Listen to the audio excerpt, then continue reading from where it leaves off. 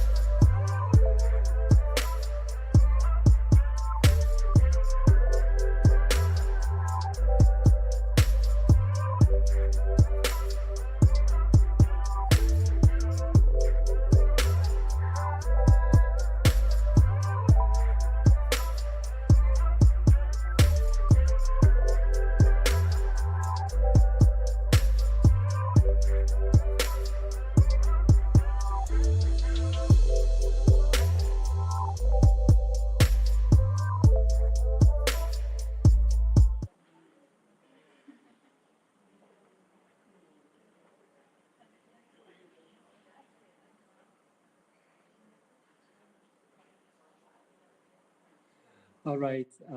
So welcome everyone. I'm very happy to be here today. I am not Hossein.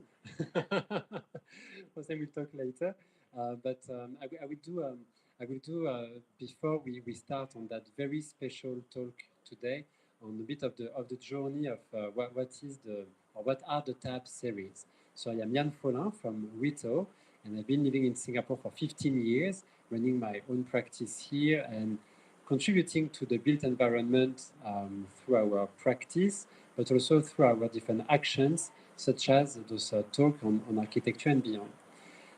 So a bit of history. What are these TAP series? So it is 3 editions, 3 years. And on 3 years, we had 46 speakers. I counted 45, actually 46 speakers, 35 talks. I counted the number of viewing online. We had almost 10,000. It's like 9,750. We had over the 3 different editions, almost like 750 people that came in the previous showroom in Duxton, and also here in this new showroom that is much bigger with much more elements on display. So we are at Cosentino, Cosentino City in Singapore for the people who are watching online. So how it started? It started during Archifest in 2018 when I was a director of Archifest. And so I was participating to one of the event, one of the talk, and I could hear this lady that was asking very, very particular question to the people that were on stage. And I was like, who is this lady? Like who is that? Is she an architect? Is she a designer? Because she was really asking very challenging questions. We had a quick chat, and I realized that this lady is Maria from Cosentino. So she's not an architect, she's not a designer, but she's contributing entirely to the built environment through Cosentino. And so a few months later, she called me. She was like, Yann, I would like to do something crazy. I would like to start a series of talk. I don't know how regular it will be, but Cosentino can be this fantastic platform for architects and designer in Singapore and in Southeast Asia. Would you like to do something? What can we do? And so we started to think about all of that. And then we were like, okay, perhaps a monthly talk on architecture and beyond architecture will be great. And so she said yes, and Cosentino said yes. And so we embarked on that journey. So the first year, of course, 12 speakers, because every year we have 12 speakers. So together with my team, so Jenny from my team started to curate as well this first series. And we had very diverse architects from Singapore. The youngest one at that time, she was maybe like early 30s. And so she was Fiona from Zark. And the eldest one, maybe at that time already 70 years old, Dan Chen Seong from Arc Urban, that came to give the very last talk. And so we were like very happy about it, and we were like, okay, we might do that again. And so 2 years later, in a kind of biannual, we started to do it again. We embarked on that. COVID happened, and so we're like, okay, how can we organize monthly talk if we cannot do it physically? And so we, like all of us, we reinvented ourselves to do these talks online. And so we had, again, very diverse speakers, and we opened up to the region. We had speakers from Malaysia, from Indonesia, from Thailand, from Philippines as well, and we deconstructed, we unpacked the act of making the architecture through different stages of architecture. And so, okay, online. And so COVID was finally over. And 2 years later, Maria contacted me again. She was like, Yann, would you like to do it one more time? I was like, okay, maybe, okay, but like, can we do it a little bit differently this year? And so we focused more on, yes, welcome, please, please. And so we focused more on the people and the life journey. And this year has been a very particular year for me because I took big decisions in my life.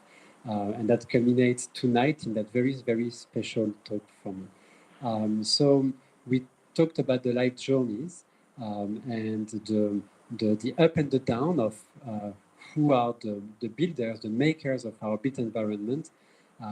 Because what we can see on social media is always fantastic, it's amazing, winning project, winning awards, but the behind the scene is not as bright, and it requires a lot of energy, a lot of belief, a lot of passion to make it happen. I myself experience that all the time.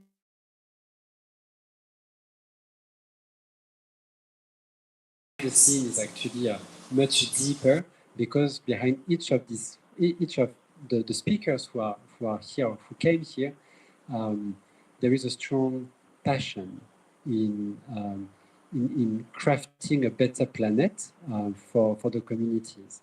So, okay, as I was mentioning, it's a bit of a special year for me, taking big decisions on embarking on new futures, and that's why tonight, a life journey, futures in conversation. I was very excited to bring two people that have been championing our built environment, but beyond that, that have been people who inspired me in my own journey, in my own life journey, and that somehow you don't know. You've been supporting me a lot in all of the different moments in my life. And that's why I wanted to invite you tonight, because tonight is the very last tab series. There will be no more tab series because I will not be in Singapore anymore for like the whole time. I will be here from time to time. I'm going to live in France to be close to my family. My company will still continue in Singapore. We are still developing projects in Singapore, definitely. Singapore is part of me, it's part of my life.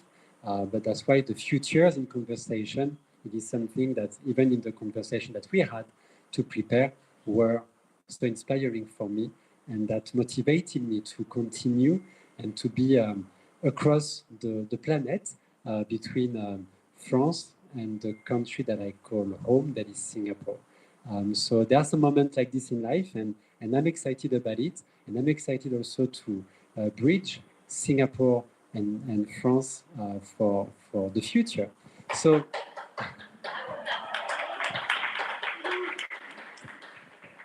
I said that I will not cry, so I will try to hold my tears until the end. So I'm again thankful to what Cosentino has been doing in providing such platform for architects, for designers, to come and talk openly, freely about their belief, and whatever we have put up for 3 years were just amazing. So I would like to thank one more time Cosentino for being here for us, architects and designers.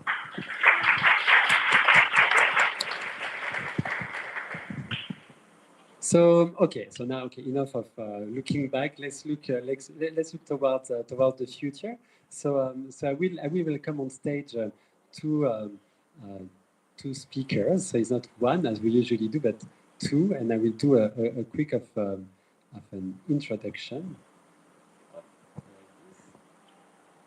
So I will start with Hossein. Hossein, we had the great opportunity in working together a few years ago on one particular project. I was much younger, and from the start, I could really sense the energy and the fire that is surrounding you in the way that you handled the project.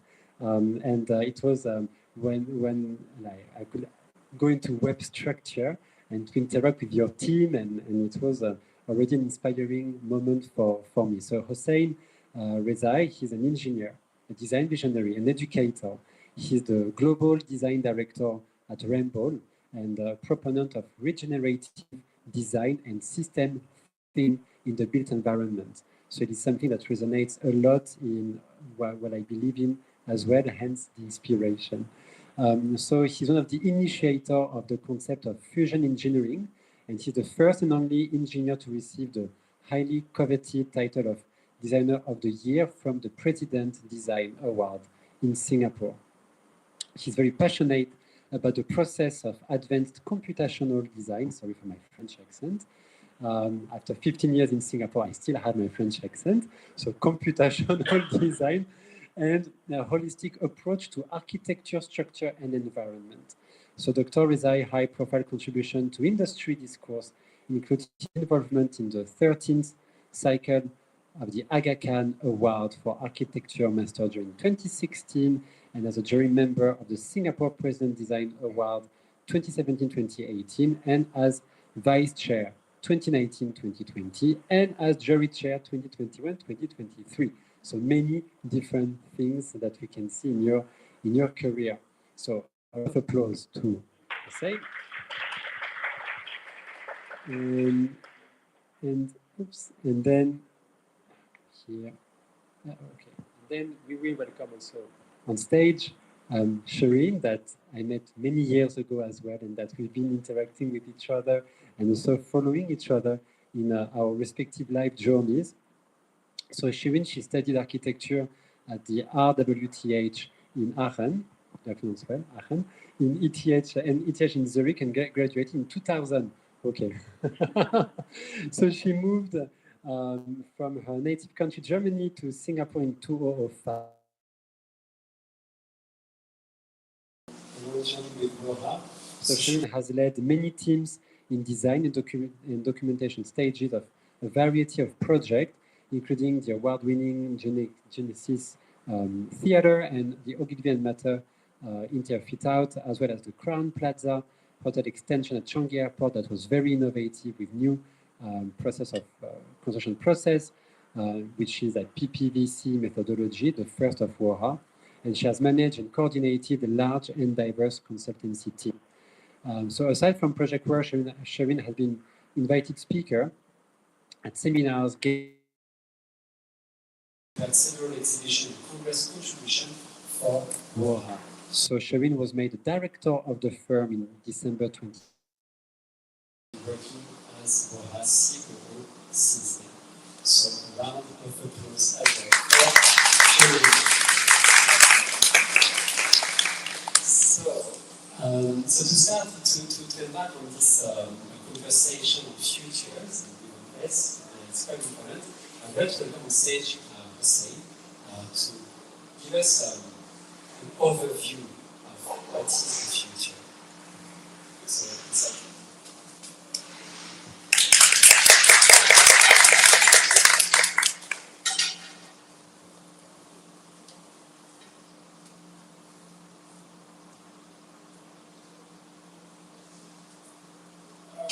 thank you for that beautiful introduction. Like I wanted to say, the first time that I saw Yann, I didn't like him for two reasons. One was that he was on this winning side of the competition, where we were on the losing side of that competition. And the other one was I like to have his hair.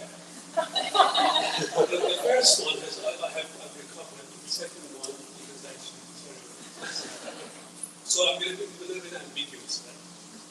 But talking about the future is very important, because future is, in fact, it doesn't exist. So you start talking about something that doesn't exist. Future only gets manifested when it meets the present. So when the present moves into the future, then we feel what the future is. So looking at so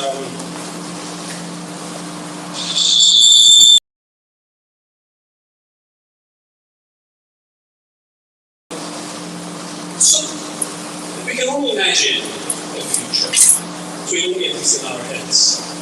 And the way it does is that maybe you think about an ambition, or what I call a North Star, and whether you're a company with different departments doing different things, or a country, different ministries moving in different directions, or a person having different ambitions on different topics. You hope to, having defined your North Star, to move towards alignment to the future.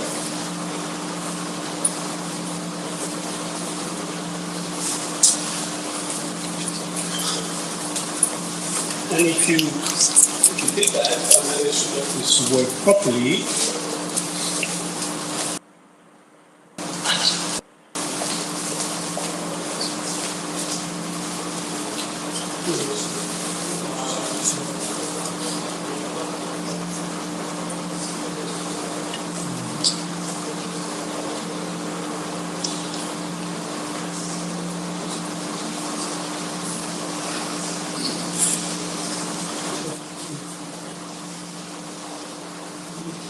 Yeah, you managed to do it properly. You get my Christmas greetings to you, Merry Christmas to all of you. So where we're all aiming towards the same point and same ambitions, but a little bit more maybe on a little bit more serious basis.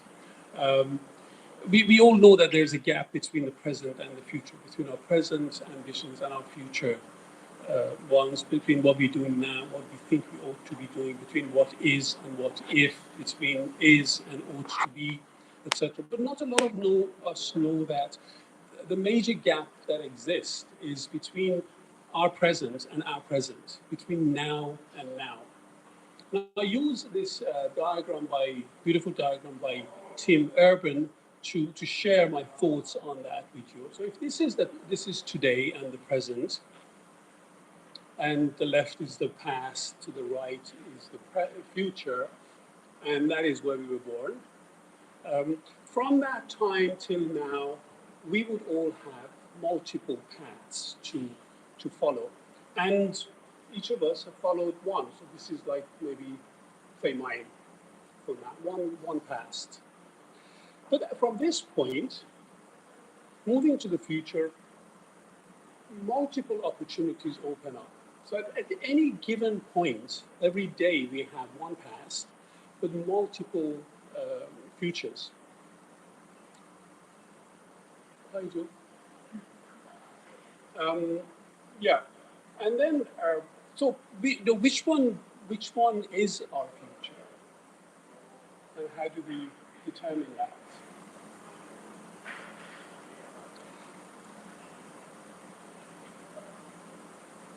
The multiple, futures that exist from the present,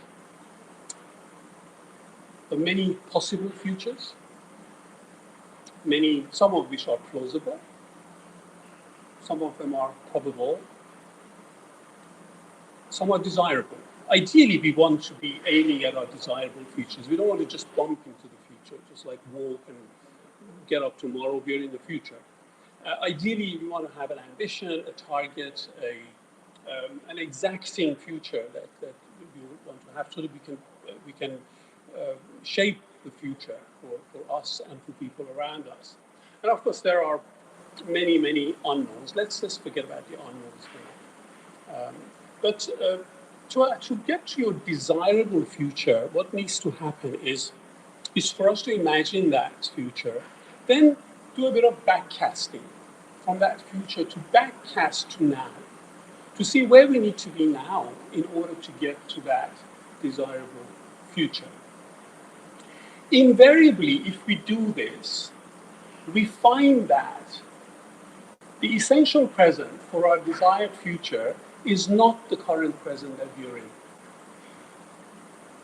Most of us think that we forecast instead of backcasting. We say we're here, I want to be here, and we draw some sort of a wiggly diagram to say, okay, from here I get to there. That rarely happens. In fact, it never happens. So what we do, we usually then change our forecasts, the forecast 1, forecast 2, etc. Because this is the path to a desirable future doesn't go through here. It goes through a disruption and then through that path. And that is the gap between now and now. Now, if you really, depending on how ambitious you are in terms of what future you desire, this gap is larger or smaller.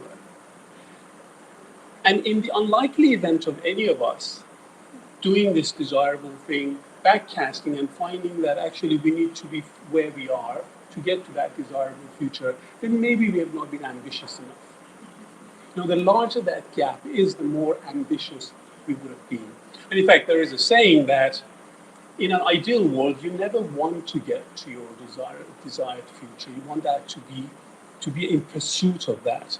And that means that, like, if you achieve all your ambitions in one lifetime, it's probably you haven't been ambitious enough. Said by Roman of the good ancestor. Yep. Now, going back to this, with that desired future and backcasting, when you focus in here, you actually find that different futures don't lead exactly from the same point. It's a little bit like a train station. When you look at it on a Google map, it's a dot. But when you go into the train station, you find there are like 55 platforms. Each platform leaves for a different destination. So you need to determine your destination.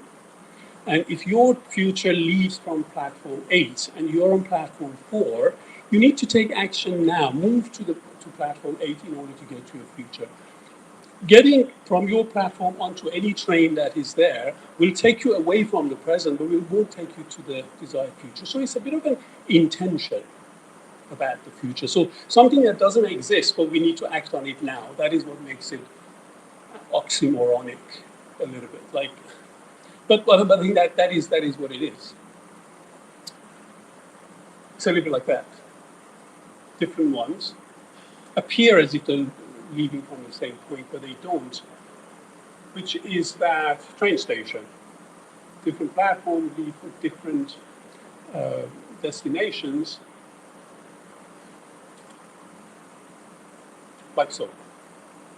So that's sort of effectively the end of my provocation, if you like, talking about the future now. But I think I've got a couple of other stars. I want to do a Parthian shot. My ancestors, the Parthians. It's not a parting shot. I think it's sort of bastard. It's a parting shot. It's a shot that my ancestors learned how to do it on horsebacks. We had invented. Share that with you. We'd invented an arrow, a bow and arrow, small bow and arrow, from which we could use off horsebacks and turn back and shoot at our enemies. So we would turn away from the enemies as if we were running away. As they would attack us, we would then turn back and do a Parthian shot. Now, my Parthian shot is that I've actually been to the past. I'm older than all of you here. Maybe sometimes two, three of you put together. So I've been to the past, but I've also been to the future. The future that I said doesn't exist, so I'm contradicting myself. But I've been to the future. Firstly, that future is not a random thing that happens tomorrow, next week, or next year. Future is what is in our heads today. So if you don't have a future in your head, you'll be living in the future of the person who's thinking about it and sitting next to you. You'll be living in someone else's future. So if you want to be, again, intentional about your future, then start thinking about it now, where we are, then thinking about backcasting this, that, and the other. But the last message is about future and about the sort of climate anxiety that some of us have. I have as well. And I think we can reduce that a little bit. I think we should keep that anxiety because that's part of the creative anxiety that we have. But because I've been to the future, I can share this message with you. And I'm struggling with this. I've been to the future. We won. So there's a bit of an anxiety about those who are acting on climate issues, but I think we can do it. Thank you.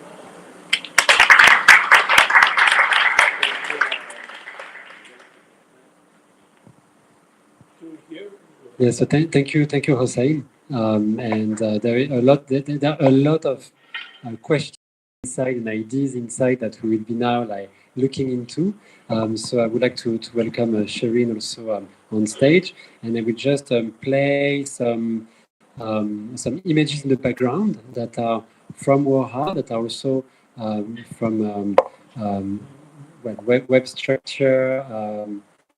Ramboll. I will sit in the red. Okay, now give me a moment. Patricia, where can I get the other file? And if you can just play it.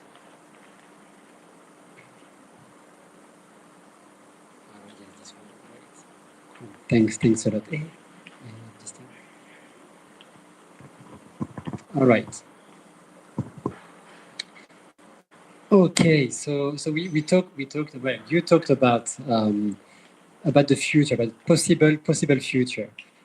So like the way that we organize the whole discussion will be like we talk about the future and we start to go back in time to look again into the future. So in your opinion, and after experiencing so many sides of architecture and the built environment in your respective career, very diverse career, what are for you the greatest challenges that our region is facing? And on that, what could be the kind of answer or your kind of answer towards what we are experiencing now and what is going ahead of us. Okay, well, that goes directly very much into subject matter. It's a shame to part from this beautiful introduction, thought provocation from Hossein, because I find it incredibly inspiring, and I feel like I really need to get up right now and think forward to then think back, what do I actually need to be doing? Very thought-provoking and really a very clear kind of appeal to all of us to be very conscious and intent in our actions and in our work. But some challenges, and I guess the challenges at hand can influence those the decisions and the working backwards and forward of what should be the topics that we're addressing. And I think at this point in time, and I mean the serendipity of us sitting here while COP is happening in Dubai right now, and so I think it's very much on everyone's fingertip, in everyone's mind right now. Is that many of the challenges are actually global challenges, and we finally come to wrap our heads around the idea that actually, there might be local solutions, local interventions, but ultimately we actually have to look at a systemic approach that really looks at the entire globe as a system and no longer at isolated, like this part wins, that part loses. It has to be a global approach. Nonetheless, I guess there are local challenges, and I think having been in Singapore for the last almost 20 years and working in this context here, I think there's a very clear challenge, but in it lies a massive opportunity, which is really that we are at a point in time where the urban pressures, urbanization is at a stage where it has never been before in human civilization. And that is particularly clear here in the region, in the tropics, in Asia. It is something that occasionally is difficult to explain in Europe. When I go back to my father's house at the edge of the forest somewhere in Germany, it's sometimes really hard to explain that we're really facing a global crisis of mega cities. I hear the birds in the forest, and I'm a tad chilly, and I'm talking about global warming, and it can be really difficult to translate this. But I do feel that we have a particular challenge and a particular responsibility, but also opportunity here in our context here, where the need to act is so obvious. The challenges of urbanization are really all around us. We can see it on a daily basis. And the opportunities are therefore also at our fingertips. So I think that the challenge to come up with creative solutions for megacities, in particular in the tropics, I think that to me is one of the biggest topics that have been driving our work for many years now, and continue to drive our work. Yeah. Thanks for this, and maybe Hossein, you want to react to that? I agree with you that the vast majority of the challenges that we have are global. They also exist here, but they are global. At the local level, I think the challenge can be that we could get too preoccupied with the urgent, with the now.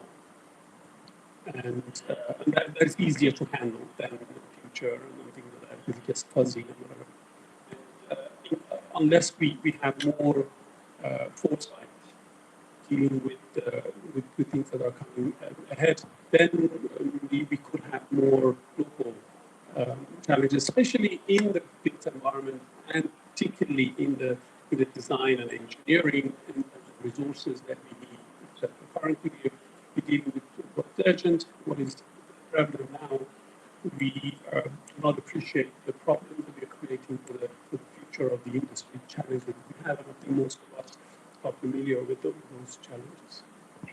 Yeah, thanks a lot. And indeed, so like being here, even like for myself, like 15 years in Singapore and experiencing how climate change is affecting our surroundings, and not only in Singapore but in the region, and what kind of responses we can give to that. And actually behind this question, it was also at our level when we are surrounded by those very pressing matters, urgent matters, while still trying to cope with the present and to try to continue doing business as usual, while we know that it can no longer be business as usual.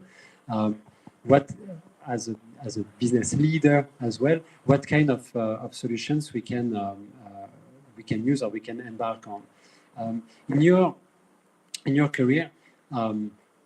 What was for you when was the first time that you had this very big moment of like pressing matter such as this climate change? When did it start on your side, and how did it influence your daily activities within your own practice? Do you have this kind of moment where you remember like, wow, that was quite strong and it changed the way that you handle your company and your life? Allow me very briefly, and just to very quickly come back to something Hossein mentioned, and then I'll try to remember coming back to your question. But I think the topic of the urgency, and we sometimes call it the tyranny of the urgent.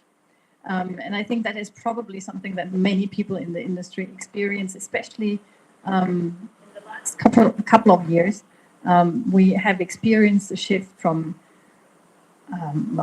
some of us have experienced a shift from fax machines to emails, and then from emails to instant messages. And the constant ping, and here's a request, and here answer to this now, and is insanely disruptive. And while it really accelerates certain processes, I think that tyranny of the urgent is really a risk not to be neglected. There's very interesting research on by a guy who wrote a book called The Hyperactive Hive Mind. So it's research into how our brains work and how we function as a species. And we are programmed to react to someone calling for your attention, someone asking you a question. We are programmed to want to react to that. As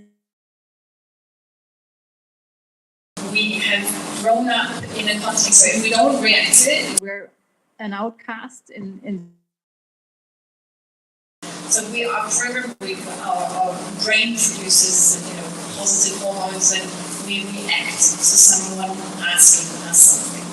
So someone says, "Can you please send me this drawing?" Someone says, "Oh, how has this been resolved?" Someone says, "Oh, by the way, can you please tell me?"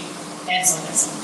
And because it gives us a little endorphin kick when we reply to it, we end up replying before you know it. It's lunchtime, before you know it, it's 5 o'clock in the afternoon.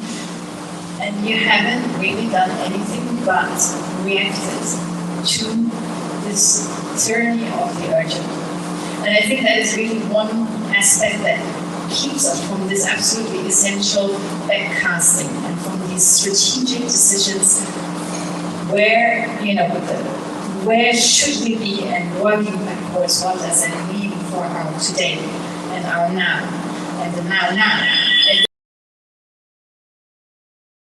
really better point to identify that as a major challenge, especially in the last 2 years. I think this has intensified quite drastically. Now I'm a victim of my own need to react. That's the whole principle of this conversation today. Like it is, I do ask questions, but you are also like here to react from one another. So yeah. I think in sort of response to your question,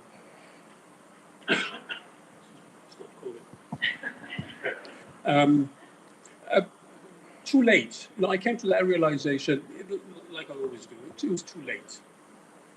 The realization that that we were major contributors to the challenges that we're talking about, particularly to do with the environment. All the environmental indicators are running away from us. And in our industry, the built environment, we are major contributors to loss of biodiversity, increase in CO2, wastage of water, this, that, and the other. So maybe it was about like maybe 10, 12 years ago when we started Web Earth in response to that, but it was responsive. It wasn't backcasting thing. And what we have the habit of doing as our species, we react, as you said, and that's what has made us survive. So we're good at doing urgent things. We leave important things to become urgent, and when the important thing becomes urgent, they become dilemmas. And the definition of a dilemma or a wicked problem is that they exist in a system within which there is no solution to them. If you're in a system and you're dealing with a dilemma, you keep looking for a solution in that system, you'll never find it, which is what we've been doing for the past 250 years or so, if not longer. The solution to dilemmas exists in another system. That's why we say we need to create another system rather than trying to solve this problem. Create a system within which these problems don't exist. And we're not good at those things because it's a bit difficult to create a system, to have a problem. So that's what we need to do. But I've always dealt with it too late, and all of us are probably a bit too late. But let's see what happens. Thanks for looking into that. Because also, like in your respective careers and regarding this sense of urgency, and we need to, beyond reacting, you embarked on something together as well in acting towards this climate emergency, which is with the architect declare and engineer declare as well. So maybe you can tell us a bit more about what it is, and in that, how is it clear how to walk the talk? And were there some moments, indeed, like dilemma, where you are like, well, I'm advocating all of these elements with architects declare, with engineers declare, but what is surrounding me, like, does not even understand what I'm trying to do. And so were you having some moment where you were totally at loss towards that? You're like, I'm fighting for something that people just don't believe in, So how was it for you when you embarked on this architect declare and engineer declare, and challenges that you faced with this in trying to reconcile what you do on a daily basis with this strong belief in fighting for a great cause? The bigger umbrella is the built environment declared. So the umbrella organization is the Built Environment Declares. It's a movement that was started in the UK by several Stirling Prize winning architects, and it has grown from the UK and from predominantly architects into all stakeholders and players within the built environment. So it also tries to bring in other consultants, contractors, developers. So it's very important that all stakeholders of the built environment are on the table, and it is obviously moved from the UK to cover the entire globe. And so Hossein is actually the one who approached us to bring this to Singapore and to set up the Singapore chapter.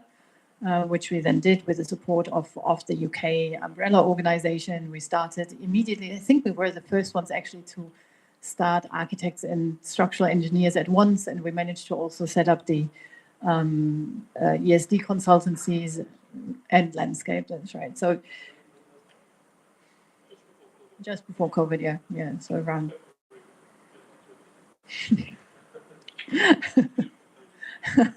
Yeah, we still managed to have a group picture with everyone without masks, and then immediately went into lockdown. And it was actually, I have to say, it was, especially because it was the beginning of COVID, it was a very empowering moment, I have to say. It wasn't It wasn't a moment of doubt. It was quite the opposite. It was a very empowering moment of feeling that you're part of a larger movement. You're part of a global movement and a global community of players and stakeholders in the built environment who are very serious about change. And the first couple of meetings were by default online meetings, not only because of COVID, but also because they were global meetings. And they were very, very moving.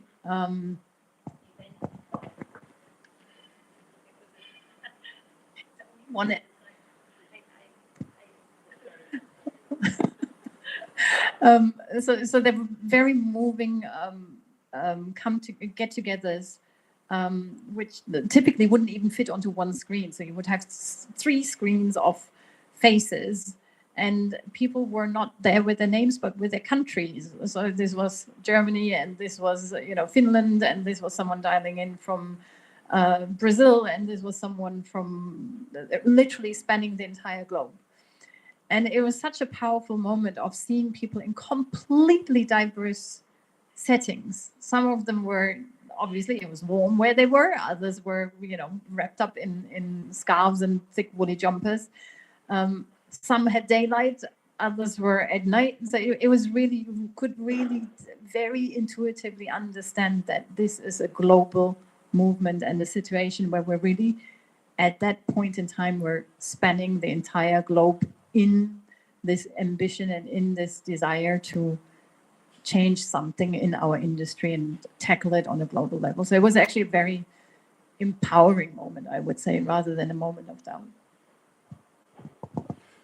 Do you want some inside stories on that? Yeah. What happened was in July or August 2019, I landed in Geneva on an other kind of water architecture duty. Of course, the first thing that one does, send the mobile and check the emails. And I just checked, found out there was this 17 standing willing architects who'd made a declaration of climate emergency and biodiversity loss. So I sort of immediately texted Schirin, Mansam, and a few other good friends. I said, guys, why don't we start a similar one in Singapore? And they all said, yes, we should do that and whatever. So it took us from that July or August, and I got back a week until February to actually do it. In the intervening period, as we were planning to do it, I think it was a wedding ceremony. I sat next to a very, very high-level politician in Singapore whom I hadn't met before, who was very famous. I realized he was very famous, except I was very ignorant of the fame of this person. So we were just chit-chatting. He was a very young one and cool guy.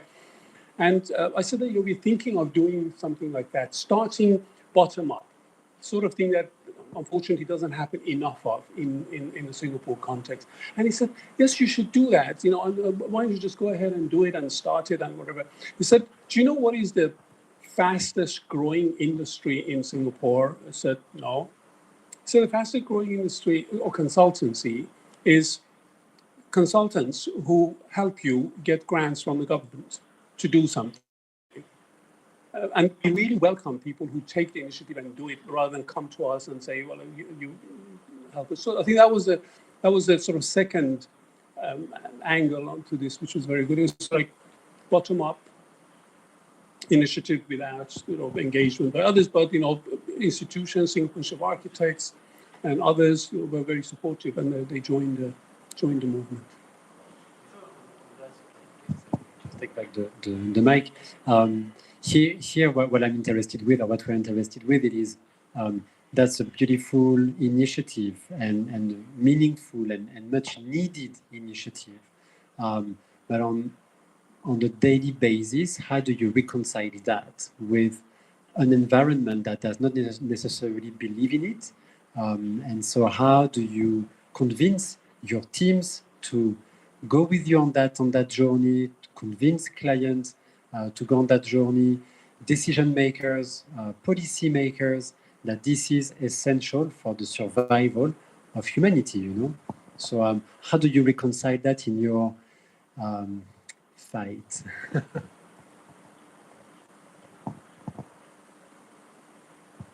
Can you hear me? Yeah. Well, we do that on a daily basis. We're always trying to convince somebody that either we're the best person for the job, or that our ideas are the best for the job. Some of us in an arrogant manner, the rest of us in a committed and sort of really as a cause, and I really believe that it's the best way to be doing things. That's why I would like to be here in this room, in the meeting room, on a project, etc. So for us, I would have thought for you it's similar. Every day we're trying to convince people that we have some ideas that are worth at least listening to, maybe not, or debating on, maybe not. We're not right all the time. So I don't find that a challenge. And I think that really the arguments on the climate and on the environment has already been won. Everybody knows that we have this challenge. Setting aside the deniers, which are a small minority, the challenge is not, the difference is not now between believers and believers, it's between believers and actors. So we call those who believe and don't act the delayers. So currently the challenge is between those who act on things and those who don't act. Everybody knows. I think I wouldn't be so presumptuous as saying that, I know that CO2 is going up 400 parts per million, and you don't know that. So I'm trying to convince you that that number, everybody knows, everybody who's in any position. So the question is, how do we act? How can we get them to act and to make things happen while still thinking about ideas and imagination? It should not be only act was to plan for the future as we do today. Yeah, I fully agree that at the end of the day, it comes, not as a conscious effort, but it's like breathing. Whatever meeting you're involved in, whatever process you're going through, you are, standing for, what you believe in, and that has a gazillion different facets, right? So that this can be a contract discussion, this can be a design discussion. It happens on every level on a daily basis. I would say that it might be, nuances and depending on who you speak with, you may need to calibrate and you may need to kind of adjust your emphasis on certain aspects. So while I think it's not an act and it's not something that you put on or something that you do from 9 to 5, it's ultimately a way of life. It's something that you believe in and that you do and that transpires through every aspect of your work and your life. But say, depending on who you speak with, whether it is an agency, whether it is a client, whether it is another consultant, whether it's a general audience, you will probably calibrate and tweak your emphasis on certain points, and you will of course try to address the concerns or the anticipated concerns from the person in the room, right? So you're trying to anticipate what might be resistances, what might be points that keep them from agreeing to what I have in mind.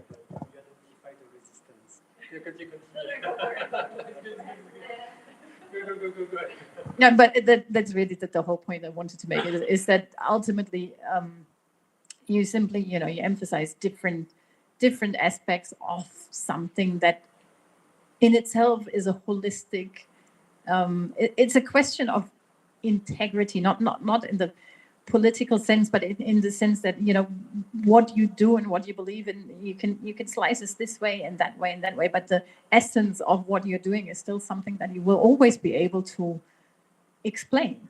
You're not doing this out of fun or as a fashion statement or whatever. It is something that it makes sense, it's essential, and it has a lot of integrity in it. I think maybe I want one more thing before we move on, if you don't mind. We mentioned about system change and convincing others. I don't know how these guys have found it, but there's some clever guys and girls who share their ideas that in order to change the system, you don't need to change everybody. you need to change somewhere between 10 to 15% of the people. The other 85% tend to do the same thing, regardless of what system they exist. They don't need to change their behavior, so it doesn't actually affect them. So in order to convince, we only need to convince 10% of the people in your company in order to change the strategy, at home in order to do something else, or in the world. And the other number, which is important, is also that in order for us to achieve all the environmental ambitions that we have, about 1.5 degrees, etc., 80% of the population of the world don't have to change behavior. They're well within the 1.5 degrees, the lifestyle per capita carbon footprint. It's only the 20% that needs to change behavior, and the 20% is really, we are part of that. And the most vocal one. Most people don't have to do things, so we don't have to convince everybody. That is what makes me positive about the future. Well, thanks a lot for sharing that, and I would like to go in the last part of that conversation, one of the last questions, and something a bit more personal, because we've been talking about great challenges and the planet and the future and what are the possible futures, but I would like to now look back into the past, and because you've been with WOHA for almost 20 years, and you've been growing with a growing company as well. You've been empowered also to take action so many times with this company. And on your side, Hossein, you started your own firm, web structure that transformed into now a global company with Ramboll. So each of you has a stellar career, very interesting career.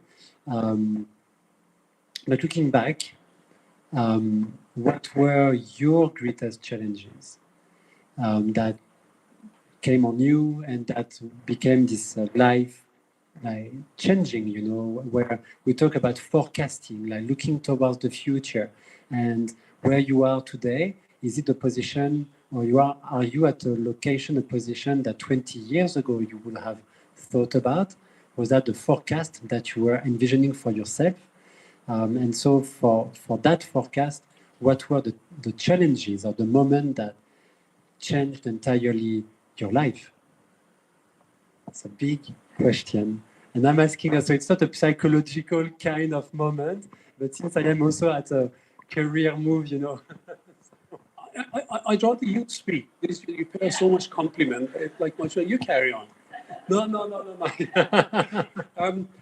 So, some factual things. I started Web Structures in August 1996 with the full knowledge that the last thing Singapore needed then was yet another consulting structural engineering firm. There were so many good engineering firms who built Singapore, and we're doing it. Some foreign consultants available and doing stuff. So our thing was that we if you like, our desired future was for us to be the alternative engineers. So we pitched ourselves as the alternative engineers. That was the clients, if you're happy with your engineers, continue with them, because we like loyalty. And if you remain loyal to your current engineers, stay with them. But if you want something a little bit different, maybe give us a try. That was sort of our line. So we did that for about 7 or 8 years as the alternative engineers. We're trying to be slightly different and doing things. After that, we realized that there was a lack of engineers who would understand design and architecture in the non-engineering design terms. We call that fusion engineering, fusing science with art, fusing cost with design sensitivity, cost efficiency with design sensitivity. So we then pursued for 7 or 8 years that fusion engineering line, trying to do that. And then there was another 7 years of thinking about regeneration, the environment, and how could we do that? Is that sustainability? The answer. Our thing was that no, it is not. More sustainability will not get us to where we want to. more sustainability has got to where we are now, doing the same thing, expecting different outcome on the food and economy. So we were neither one. So then for the next 7 years, pursued this idea of fusion engineering, alignment with nature, understanding the sort of indigenous cultures and ideas of the past to take into the future. So that sort of became 21 years until our beautiful colleagues from Ramboll came and bought us.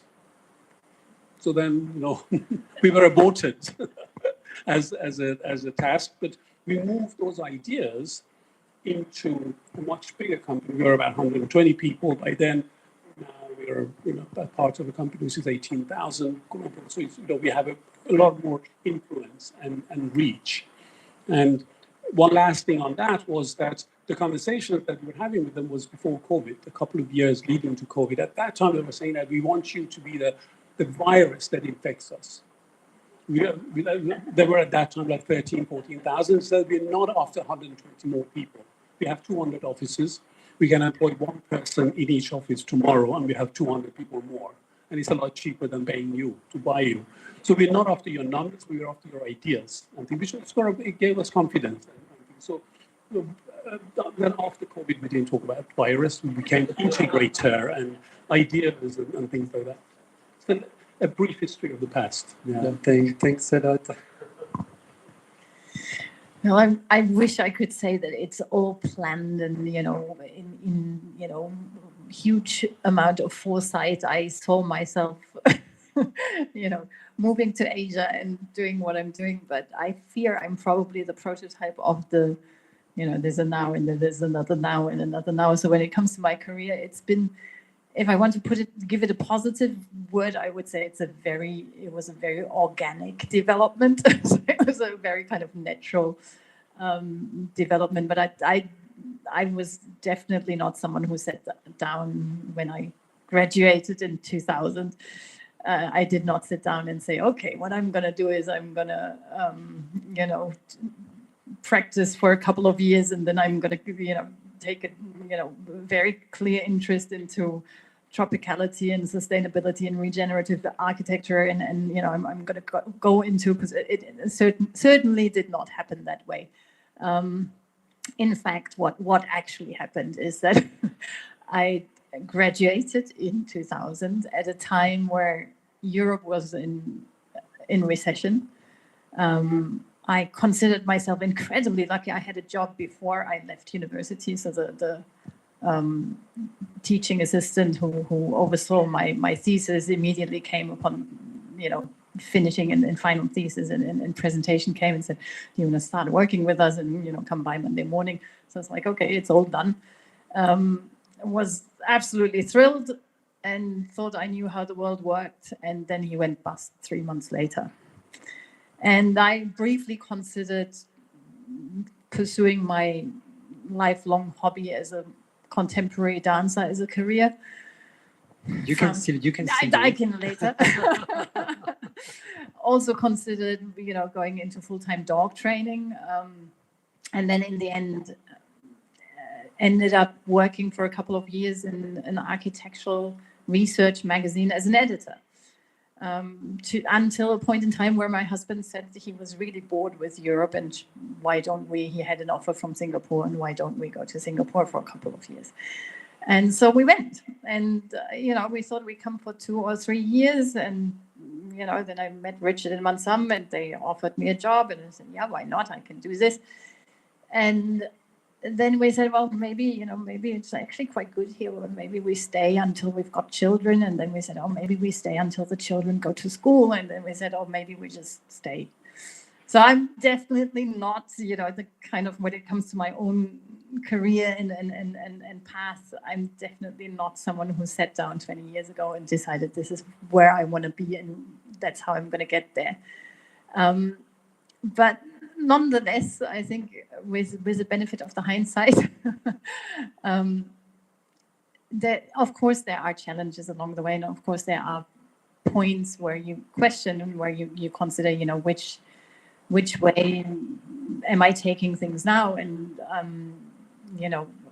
having been with the company for almost 20 years, of course, has led through many stages in my life. So, I became a mother while I was working with Richard Mansum at WOHA. And we, as you say, we grew from when I first joined a company of 20 to 30 people to at our largest about 120, and then realized that was not a scale that we were comfortable in, and we tried to shrink it back down to about 100 people. But I think all of those, different milestones and different challenges that come along the way, there was always a design solution to it. There was always, in this stage of my life, I may need to, shift my focus to, more administrative work, or at this point, we may need to shrink down again. So to put a positive spin on the slightly unplanned, I would say it was a very organic development. Thanks a lot. So I think we're reaching the end of all of our conversation, and usually we do a Q&A, but I know that we have like some drinks and some food that is waiting for us there. It's going to be like a more interactive Q&A.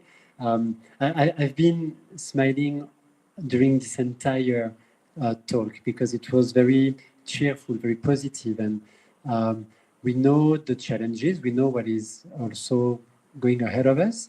So that really motivates me to do more and to continue convincing others that there are always better solutions for the planet, for the people. And I think you are the great example for that. So I would like to give a round of applause to our speakers.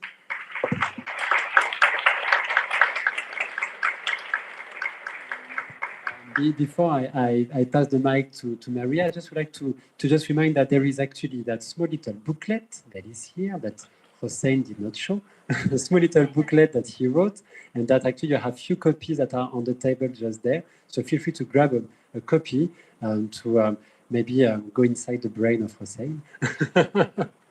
So I put that here. And so I would welcome Maria to give the closing address. Maria. Thank you. Thank you, everyone. Well, thank you, Dr. Hossein, Schirin, for accepting this invitation to be our distinguished speakers in the closing of TAP series. It's meant a lot for us, and for sharing, of course, your remarkable experience and teachings with all of us. Yeah. What a journey it has been, right? Today marks the closing of TAP series after 3 editions, and our heart is overflowing with gratitude and a bit of nostalgia as well, but with a sense of accomplishment. First off, thank you to each of you, our audience today, and all of the past audience that joining us for the 3 last seasons of TAP series. Your smile, your support, and your enthusiasm have been like bright lights guiding us through this journey. So it means a lot for us as well. And well, doing just some reflections of this journey and thinking back on our 3 last season of TAP series, it feels like it was a beautiful dream because we have seen the passion in the eyes of the 46 speakers. We felt the excitement in the air in the moment that we start every talk. We have one speaker here. And also we share countless moments of inspirations with the 35 talks. It's been more than just a series of talks, Yann. It's been a meeting of eager minds to share knowledge and lessons from one each other. But organizing TAP series was a great adventure as well, filled with highs, with lows, but always moving forward is what we did. We gave our best to to organize these talks, to share knowledge and learnings from the architecture and design community in Singapore. And we were rewarded, thanks God, with a lot of engagement. Touching base in the topics that have been dissected during these 3 seasons, the main objective of that series was to empower the design and architecture community in Singapore and Southeast Asia, as Yann mentioned, but also to highlight how to work towards a more conscious architecture, how to build better, how to design more sustainable, and also how to design more resilient and spaces, cities that add value to the society. Values that are our core values in Cosentino, are in our DNA, because the eco-design, the sustainability are in the DNA of our company. We try to promote, the help to building better and more sustainable. So we were very aligned during these 3 seasons with the Cosentino core values as well. And then after each season, we have our TAP series book, a remarkable collection. More than just pages, it holds the memories and learnings from the 46 speakers. So this makes us all very proud. This was the first book in 2019 with the compiling all the talks during that year. It was the only one printed book. But in 2022, we launched the 2021 ebook. And next year, around February, March, we will launch the ebook with the 2023 talks. Amazing journey. And well, a big shout out to Yann, our curator, our rock.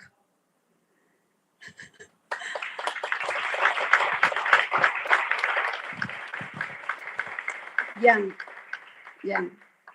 your talent, your tireless effort, and your unwavering spirit have been the backbone of the TAP series. You just didn't create a series of talks. You create a space where all of us, we have learned, grow, laugh, and dream together. Thank you so much for being such an exceptional partner. Thank you from the bottom of my heart and also from all the Cosentino team for all these years and for guiding us in this journey. So just to conclude this closing, this may be an end, maybe not, just say a goodbye. But what is true is that it's new beginnings filled with a lot of adventure and stories to tell, okay? And well, last but not least, I would like to show you like a short video as a remembering and as a homage to the audience, to you, and all the speakers. Thank you very much.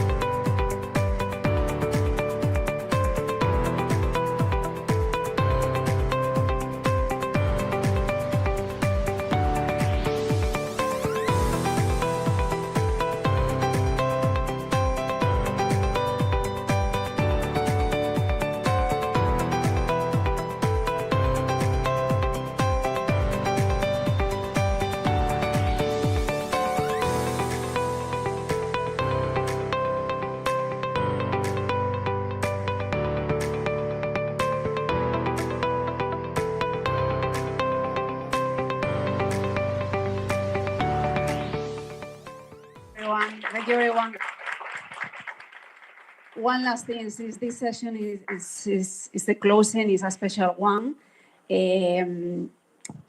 Maybe not all of you know that, but Cosentino has also a program for students. It's called Cosentino Design Challenge. It has been in the market for 17 years. And precisely this year, among a lot of universities and design schools in the world, Singapore was the winner. And we have the pleasure to have here Tan Kiao. Tan Kiao is one of the students from La Salle, who submit one of the projects among more than 50 projects around the world. And he was the winner. And today we want to make him special with to giving him the certificate of this award. Thank you. Yeah, we are very proud that Singapore was the winner country. Thank you. And congratulations.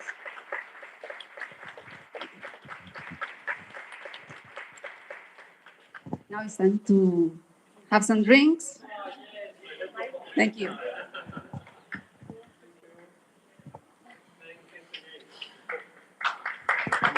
Thank you. So now we can have some drinks and some food. Thanks again.